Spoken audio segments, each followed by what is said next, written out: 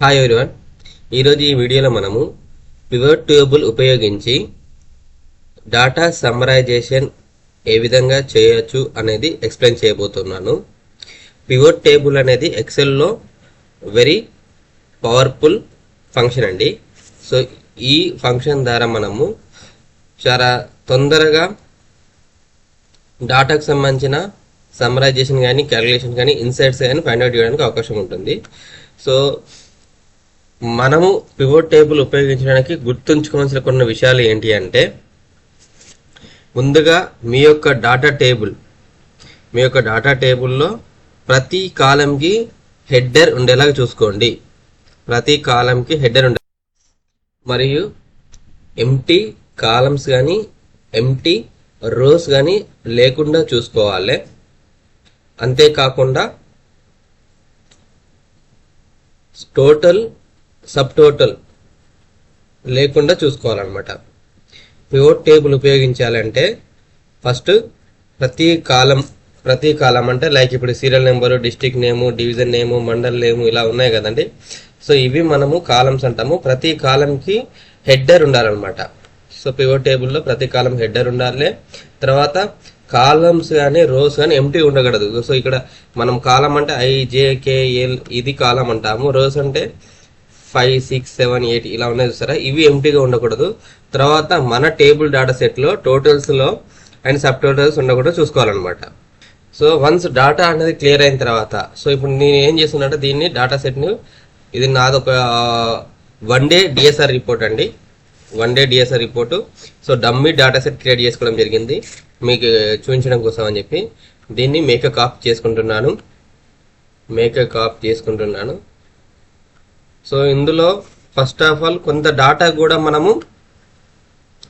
మనకు పివట్ టేబుల్కి అనుగుణంగా మార్చుకోవాల్సి ఉంటుంది. అంటే కొన్ని ఇప్పుడు టైం డేట్ ఉంది, ఇక్కడ డేట్ అండ్ టైం ఫంక్షన్ వచ్చేసి ఇక్కడ డేట్ అండ్ టైం కలిసి ఉంది. సో దీన్ని నేను స్ప్లిట్ చేయాలనుకుంటున్నాను. So first of all split చేయాలంటే సో ఈ కంప్లీట్గా ఈ కాలం సెలెక్ట్ చేసుకొని మనం డాటాలోకి వెళ్ళేసి టెస్ట్ కాలం అన్న తర్వాత ఫిక్స్డ్ విడ్త్ ఆర్ డీలిమిటెడ్ ఉంటుంది. సో నేను ఈసారి ఫిక్స్డ్ విడ్త్ తీసుకుందాం అనుకుంటున్నాను. ఫిక్స్డ్ విడ్త్ తీసుకున్న తర్వాత ఇక్కడ డేట్ ఒకటి అండ్ టైం ఒకటి. సో టైంకి సంబంధించింది ఈ ఏఎం కూడా టైంలో సెట్ అయ్యేటట్టు అలైన్మెంట్ చేసుకుంటున్నానండి. సో చేసుకొని నెక్స్ట్ అంటాను. నెక్స్ట్ అనగానే మనకి దెర్ ఈజ్ ఓకే అన్న తర్వాత there is already data here do you want replace అంటే ఓకే అన్న తర్వాత మనకు ఆటోమేటికల్లీ డేట్ సంబంధించిన దాంట్లో డేట్ రిఫ్లెక్ట్ అవుతుంది. సో కాలం రీనేమ్ చేస్తున్నాను డేట్ అని, తర్వాత నెక్స్ట్ టైం అని, నెక్స్ట్ సెకండ్ డేట్ కాలం సంబంధించింది నాకు అవసరం లేదంటే అది డిలీట్ చేస్తున్నాను. తర్వాత అటెండెన్స్లో ఎవరైనా అటెండెన్స్ ఇవ్వకపోతే సో అదంతా కూడా ఆబ్సెంట్ అని పెడతాను. ఎవరన్నా ఫైండ్ వాట్ అంటే empty cells replace with absent. So 2 replace అయినాయి. సో ఇప్పుడు నేను నా డాటా సెట్ని క్లియర్గా హెడర్ ఉపయోగించాను ప్రతి కాలంకి. తర్వాత కాలమ్స్ రోస్ ఎంటీగా లేకుండా చూసుకోవడం జరిగింది అండ్ సబ్ టోటల్ లేకుండా చూసుకోవడం జరిగింది. సో ఇది పాసిబుల్ అయితే ట్యాబులర్ ఫార్మాట్లో కన్వర్ట్ చేసుకోవాలండి. ఎందుకంటే ఒక్కోసారి మనం ఏదైనా అడిషనల్ డాటా ఇన్సర్ట్ చేసినప్పుడు నాన్ ట్యాబులర్ డాటా అనేది మనకి పివట్ టేబుల్లో ఇంక్లూడ్ అవ్వదు. అదే ట్యాబ్లెట్ డాటాలో మనం యాడ్ చేసింది ఏదైనా ఉంటే మనకి పివట్ టేబుల్ ఇంక్లూడ్ అవుతుంది అనమాట. మనకి ట్యాబ్లెట్ డాటా కావాలి అంటే Ctrl+T అంటే ఆటోమేటికల్లీ ట్యాబ్లెట్ ఏదైతే నేను రేంజ్ సెలెక్ట్ చేసుకున్నానో ఆ రేంజ్ మొత్తం ట్యాబ్లెట్ డాటాకి అయిపోతుంది. సో ఇప్పుడు ఇది ట్యాబ్లెట్ డాటా అండి. సో ఇది 1 డే డిఎస్ఆర్ రిపోర్టు. సో ఇందులో మన డైలీ అబ్జర్వ్ చేసేది ఏంటిది, కన్సర్న్ మండల్లో ఉన్న కన్సర్న్ పంచాయత్ సెక్రటరీ గారు అటెండెన్స్ ఏ టైంకి ఇచ్చారు. ఫస్ట్ ఆఫ్ ఆల్ ఒకటి మనకి 6 to 7 మధ్యలో, 7 to 8 మధ్యలో, 8 to 9 మధ్యలో, 9 to 10 మధ్యలో ఇలా టైం క్లాస్ ఉంటాయి కదా. సో ఏ టైంలో ఎంతమంది మనకి అటెండెన్స్ రిపోర్ట్ చేయడం జరిగింది ఒక విధంగా వెరిఫై చేస్తాము. రెండోది వచ్చేసి ఎంతమంది ప్రజెంట్ అని రిపోర్ట్ చేశారు, ఎంతమంది ట్రైనింగ్ అని, ఎంతమంది మీటింగ్ అని, ఎంతమంది ఆన్ లీవ్ అని చెప్పి రిపోర్ట్ చేయడం జరిగింది అన్నది ఇక్కడ వెరిఫై చేస్తాము. తర్వాత ఎంతమంది డిఎస్ఆర్ అనేది సబ్మిట్ చేశారు, ఇంకా సబ్మిట్ చేయలేదు, ఇది ఒక రిపోర్ట్ వెరిఫై చేస్తాము. తర్వాత 2 ఇమేజెస్ అనేది ఎంతమంది కంప్లీట్ చేయడం జరిగింది. ఇట్లా మనం ఈ డిఎస్ఆర్ రిపోర్ట్లో 4 టైప్స్ ఆఫ్ రిపోర్ట్ అనేది వెరిఫై చేస్తాము. సో ఈ 4 టైప్స్ ఆఫ్ రిపోర్ట్ ఏ విధంగా పివట్ టేబుల్ ఉపయోగించి క్రియేట్ చేయవచ్చు అనేది మీకు ఎక్స్ప్లెయిన్ చేస్తానండి.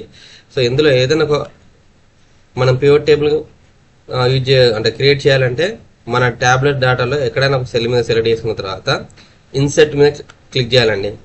ఇన్సెట్ మీద క్లిక్ చేస్తే మనకి రికమెండెడ్ పివట్ టేబుల్స్ అని చూసారా, మీరు పివట్ టేబుల్ క్రియేట్ చేసే ముందు ఒకసారి రికమెండ్ పివట్ టేబుల్ మీద క్లిక్ చేస్తే మీకు అందులో కొన్ని రిజల్ట్స్ వస్తాయి.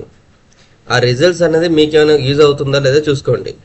ఒకవేళ మీరు ఎక్స్పెక్ట్ చేస్తున్న రిజల్ట్స్ అక్కడ పివట్ టేబుల్ రికమెండ్ చేస్తున్న రిజల్ట్స్ ఈక్వల్గా ఉంటే దీనికి ప్రొసీడ్ అవ్వండి. లేదు అనుకుంటే క్యాన్సిల్ చేసి డైరెక్ట్ మీరు పివట్ టేబుల్ మీద క్లిక్ చేసిన తర్వాత ఇక్కడ డ్రాప్ డౌన్ కనిపిస్తుంది. డ్రాప్ డౌన్ మీద క్లిక్ చేసిన తర్వాత ఫ్రమ్ టేబుల్ ఆర్ రేంజ్ అని వస్తుంది, ఫ్రమ్ ఎక్స్టర్నల్ డేటా సోర్స్ అని వస్తుంది.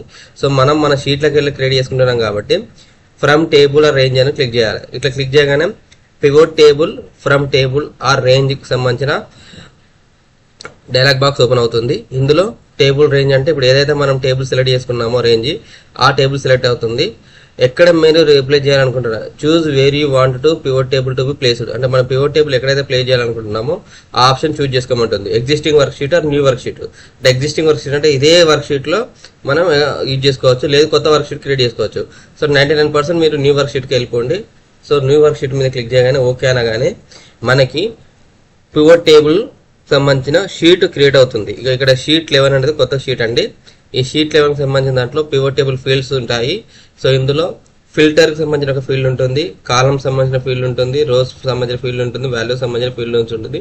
ఈ పైన మనకి సెర్చ్ బాక్స్ ఉంటుంది.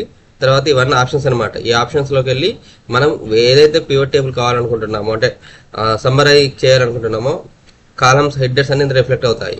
సో ఇక్కడ కాలమ్స్ ప్రతి కాలంకి హెడర్ ఎందుకు ఉండాలంటే ఇక్కడ మనకు కనిపిస్తాయి అనమాట. మనం ఏవైతే చూజ్ చేసుకోవాలనుకుంటున్నామో ఆ కాలమ్స్ ఇక్కడ చూజ్ చేసుకోవాల్సి ఉంటుంది. ఇప్పుడు ఎగ్జాంపుల్ నేను మండలకు సంబంధించి ఇప్పుడు నా దగ్గర ఆల్రెడీ 266 రికార్డ్స్ ఉన్నాయి. అంటే మా దగ్గర 266 జీబీలు ఉన్నాయి.